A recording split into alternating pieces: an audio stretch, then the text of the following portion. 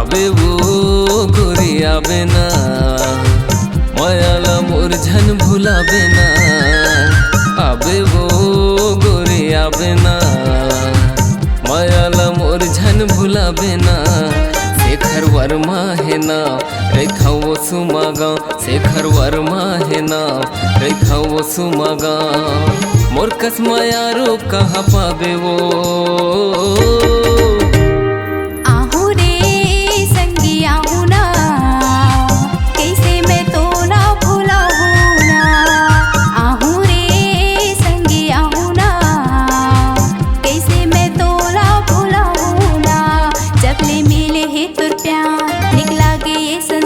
जब ले मिले है तुर प्यार निकला गे ये संसार।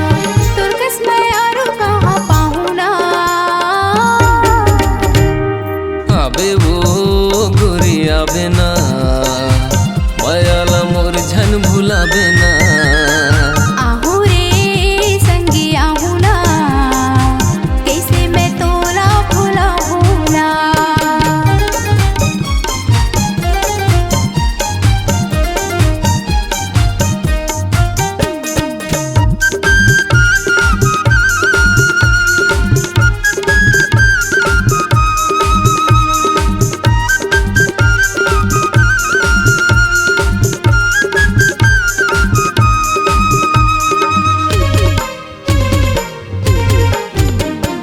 आबे मोर गामा गोरी संगमा घुमा हुओ। बलौदा बाजार में तोला मुंदरी पहिरा हुओ। घुमा बेते मोला तोर गाँव की खेती खार रे।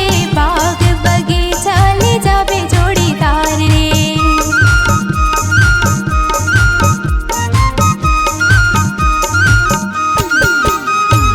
आबे मोर गामा गोरी संगमा घुमा हुओ। बलौदा बाजार में तोला मुंदरी पहिरा हुओ। घुमा बेते मोला तोर गाँव की खेती खार रे।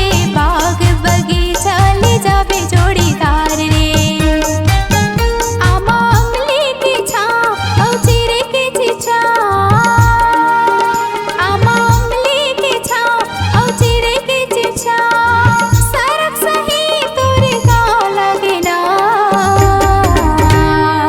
आबे वो गोरी आबे ना मायाला मोर झन भुलाबे ना।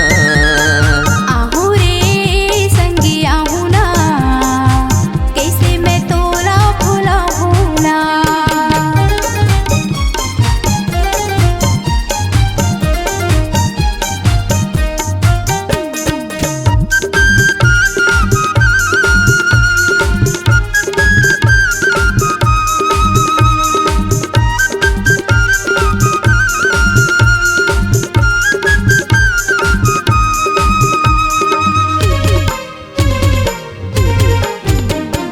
मोही डरे मोला तेहा पहली मुलाकात माँ। माया होगी तोरो मोर बस बाते बात माँ। प्यार में वादा है डोली लेके आऊँ। नहीं देवो दगा तोला अपन बना हुओ।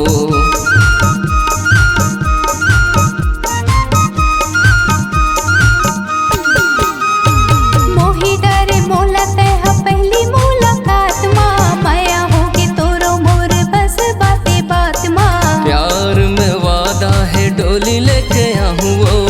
नहीं देवो दगा तोला अपन बना हुओ।